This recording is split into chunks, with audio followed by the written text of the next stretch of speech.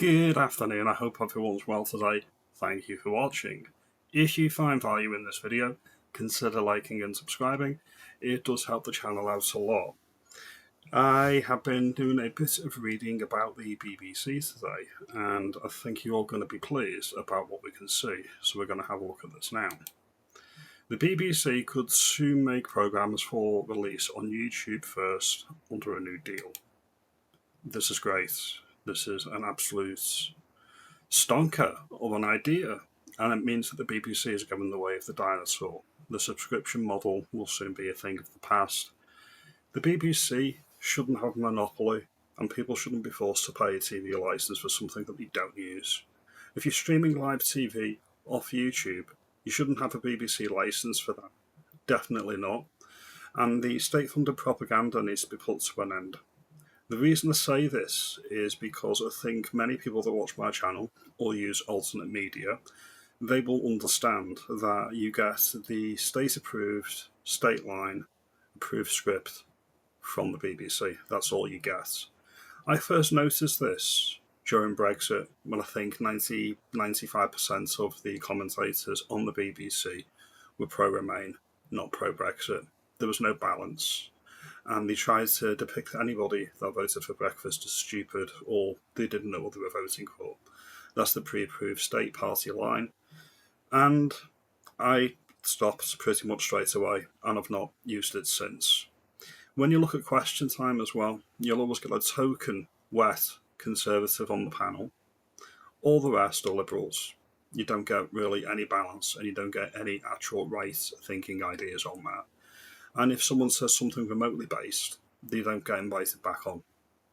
The BBC and all the other mainstream broadcasters, the legacy media, they used to have regional outlets around the country, up in the northwest, up in Scotland, up in the northeast, out in the Cornish countryside.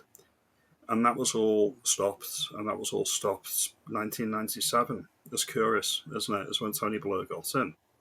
That's when the globalists took control of the narrative, and you're forced to pay for their state propaganda. And if you disagree, well, you're a far-right bigot. Anyway, we'll get into the meat of the story now. The BBC could soon make programmes for YouTube after being put under pressure to produce more content on the increasingly dominant digital platform. The corporation would be making some content released first on the platform under the proposals, and could be announced as soon as next week, as it seeks to reach younger viewers who are the heaviest users of YouTube. The BBC has come under pressure from politicians and the regulator Ofcom to put more of its content on YouTube, which has been growing rapidly as people use it for watching TV, content creators, and short-form videos and podcasts. The public service broadcasters, including the BBC, have been demanding that, in return, YouTube gives their content more guaranteed provenance on the platform. It's not known whether YouTube has agreed to part of the deal. So they have realised that the TV isn't where people go anymore, and now they're looking to basically get priority on YouTube. It shouldn't happen. They should compete like everybody else. That's the only fair way to do it. Anybody who watches my channel I'm grateful for, and I'm happy, and I welcome anyone to the channel. They don't owe me anything. Nobody owes anybody anything if they put something out there, and the BBC should be no different. I'm humble, and I'm grateful for anybody that watches me. All I get from the BBC is arrogance, and it's disgusting. We'll continue with the story.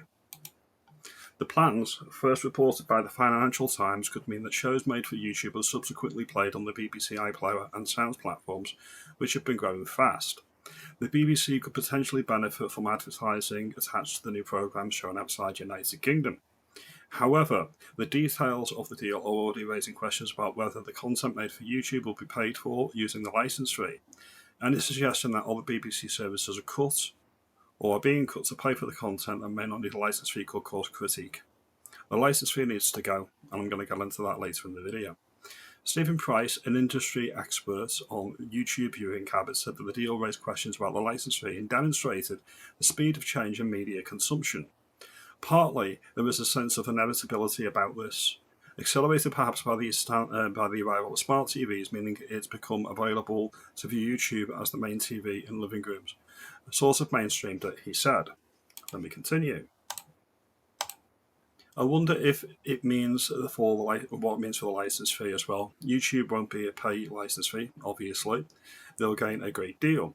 So what's the license fee for now? Is to scare people into paying for paid propaganda. That's what it's for. It may also impinge on commercial broadcasters. This also relates to overseas viewers, and there are plenty of commercial advertisers around the world on YouTube, and now they will find the BBC paid for by the British public muscling in. Price added. The accelerator is on full floor now, and the media industry is changing dramatically. It's turned out to be YouTube that has driven the change. The move follows data that shows huge audience reach YouTube has, outstripping the BBC in terms of the number of people watching content across the channel or devices for at least 3 consecutive minutes. Under the measure, YouTube has reached more than 1.9 million viewers in the United Kingdom in December, more than a million than the BBC. It has resulted in content creators such as Sideman, Mr. Beat, and Chicken Shop Date rise to prominence. However, the BBC remains ahead of YouTube in terms of how many people turned in for 15 minutes or more. While YouTube viewing on television has grown rapidly, the BBC remains significantly ahead on terms that metric and measure as well. The debate has been going for months within the BBC to the extent it should put its content on YouTube. Some people have been worrying on placing too much there, concerned that many viewers do not realise they're watching a BBC show when they view it on the platform. That is a concern. From my point of view, I don't pay the licence fee. I don't know anybody who is paying the licence fee, and if you're an idiot or a fool if you do.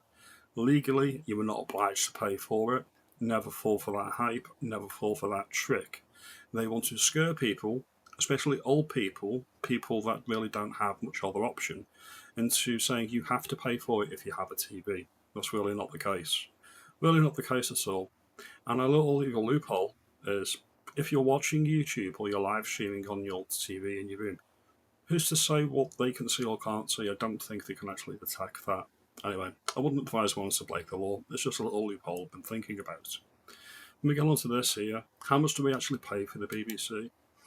About £174.50 a year if you're stupid enough or idiot enough to pay for it. They're not impartial, and they're not for you. They're for the state. They're for the legacy media, and they are for keeping their own jobs, just like any entrenched institution. They want to save their own arse. There's a short clip from Rupert Lowe, and it summarises what I think of the BBC. He questioned Tim Davie, the head of the BBC, in a parliamentary select committee by the look of it. Public people in public service are accountable to the people. Rupert Lowe understands this. Many politicians need to follow his example. The public sector, if it does anything, it does it really badly. And this clip I'm going to show you now is a prime example. They don't actually answer any questions, so I'm going to play the clip now. Rupert Lowe. Well, I think we've touched on this earlier on. I mean, my concern here, you talked a lot about how much you need money. And I watched Elon Musk cut the overhead at X by 80%, and arguably it's a more efficient platform. Completely agree with that sentiment. Typically speaking, if the public sector, if you're working on the King's shilling, you're not incentivised to cut costs. You're incentivised to ask for more money. Anything that the state does, typically, it's done badly because there's no drive to innovate, there's no drive to keep costs down, and there's no drive to make it more efficient for the taxpayer. That's just my view. Elon Musk purchasing X shows what the bloat and what the waste is in both private and public sector. Now, if he can cut it by 80% in a private sector enterprise like Twitter, X, then I'd estimate that 95% of government spending is waste.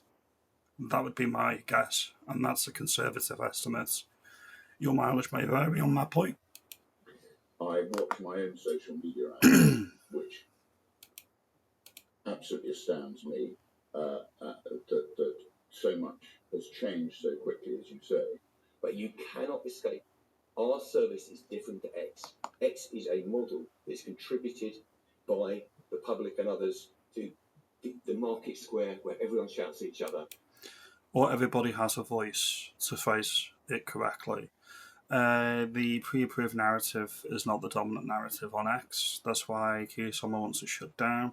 That's why the mainstream or legacy politicians want it shut down as well. They realise that their views, their opinions are antiquated, they're not in vogue anymore, and we need radical change in this United Kingdom. That is what they don't like. That's what Tim Davie is asserting here. Is one model. Okay, and I'm not disputing it. What we do is something different. We do quality journalism with people on the ground. Quality journalism? Are you having a giraffe? I think you are. You're biased, and they're so cushioned in their echo chamber, they don't realise how biased they are. They really don't. 90% of commentators during the Brexit debate and referendum were Remainers, and they thought they were being impartial. That is how sheltered they are. That is the reason why London is not England, but England is London. The Persian service, I've got 300 people living in exile in the World Service because what they need to do, they're trying to do, is do free and fair reporting. That is not something that can be replaced by technology. It may not be able to be replaced by technology, but why should the British state broadcaster be a public service broadcaster to the world? If anything, the channels, the programmes that they sell abroad should be funding that, not us. Yeah, I'm concerned that what we're seeing is a changing demographic. Young people don't trust the BBC, in my opinion. That's quite clear. They get their news and read their information from all sorts of platforms. I would be very cautious about saying people, even groups don't trust us. That's not where the evidence is at the moment. It says it's under pressure around traditional media operations, but actually globally, among all age groups, trust levels are high. And you can spin a poll any which way you want. It depends who you're asking and what the question is. If I went out and commissioned a report or a poll to say I want this poll to say this or say that, likely I could find that, and I could find a pollster who could get the results that I wanted. And we should protect that. I don't. You'll find, Tim, the young don't go to the BBC. We found in our last report, Tim, that only 51% of the young get their information from the BBC. That is a shocking statistic. Absolutely, but whenever I sit around this table, all state entities, all they ever want to do is hurl cash at the situation. Throw money, more state, more staff, more inefficiency. Rupert Lowe was bang on the money here. We need politicians with integrity, people that have run businesses and know how to find efficiencies. If Elon Musk was running the United Kingdom Treasury, I'm sure we'd be in a better position. More people. Not the digital age means you don't need to hire more people. You don't necessarily need more cash. What you need is more intellect. And the question is, are you actually able to judge? Are you able to judge that you are delivering using the digital revolution, which has changed everything? Are we discussing it daily, if not most hours of the day? But you can't judge it if you haven't got the information. There with it. Exactly, we need metrics, we need stats, we need data. Once again, put my scientific hat on. You need to measure, you need to show your workings, and then as the public, we can come to our own conclusions. All right? In fact, you should have a public-led inquiry on the BBC. And when I say public-led, I don't mean public-facing. I mean actually led by citizens like me and people on the ground. And we will tell you if you're being efficient or not. It's just there's a lot in what you said, because the other thing is the efficiency of, I don't think there's any naivety in the BBC around, you just chuck more people at a problem, yeah, and that's how you solve it. And we just, no, but hold on, let's push back at me on the facts, because during... The facts are you're biased, you're dinosaurs, you're not trusted, and those are the facts. People are switching off in droves. More power to them, more power to me. In this period, we have taken 1,800 people out of BBC public service. Well, you need to do more, don't you? And we have to build trust in everyone that we are an efficient operation.